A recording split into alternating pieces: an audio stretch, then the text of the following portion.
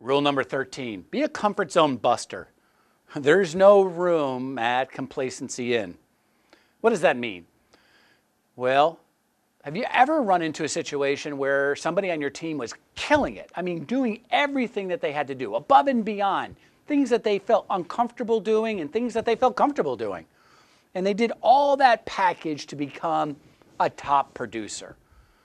And then for some reason, at some period of time, they went from this to this, just coasting. Now, some people are aware that they're coasting. The majority of people don't even know they're coasting. Now, why do they coast? Well, a couple reasons. Number one, maybe they're just tired. They need to take a rest.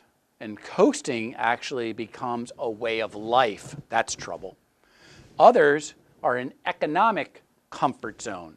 See, comfort zone means I'm doing things in my sales world that makes me uncomfortable. I get to a certain spot in my career and I deserve, you owe me the ability to coast. That's really what's going on. So I may be just tired. And you have to make sure that they don't become a way of life. Other is an economic comfort zone, which is I killed myself to make enough money to support my family the way that I wanted to. And I'm not going to do any more, and I won't do any less. So they hit this plateau and decided this is good enough for me. But you know they're working at 70% of capacity. If they could just break that, they would be awesome. Here's the problem. Comfort zones happen for everybody, including you as a sales leader. How do you break a comfort zone? How do you put in no vacancy on Complacency Inn? Create a cookbook. If you have a recipe for success, which is what do they have to do every single day to be successful, they'll do it. See, by saying you need to increase your productivity by 30%, no one wants to do that.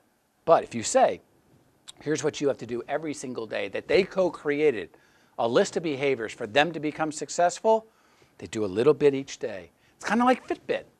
If you said, hey, I've got to walk 6 miles a day, I'd say you're insane. I'm not doing it. I don't have time. But guess what? I'll put the Fitbit on and they count my steps, which is a cookbook. They count my steps. They count the stairs. They don't say not 10 miles. They say, just how about some steps? And when I do the steps, I look back and I say, oh my gosh, I went 10 miles today. It's awesome. So I got out of my exercise comfort zone. And now I'm trying to do steps every single day. I'm waiting for it to say you did 10,000 steps. So they busted my exercise comfort zone. Same thing holds true with the cookbook. So break up what they need to do in a daily behavioral plan.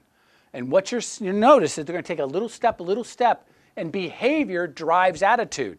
See, a comfort zone is an attitude issue. I'm in a conscious decision, it may be true, but if you can change their behavior, you'll blow through people's comfort zones. If they don't know they're in a comfort zone, behavioral plan fits. I deal with comfort zones most often in my personal coaching with people who are very successful, that aren't doing what they did to be successful throughout their career. They stopped for some reason. They stopped risking. They stopped doing all the things that made them great. So we got to bust that. How do you bust it? Cookbook. Your job as a leader, who's in a comfort zone, who's not, including you, and let's get a cookbook up and going for everybody on my team. You will become a comfort zone buster.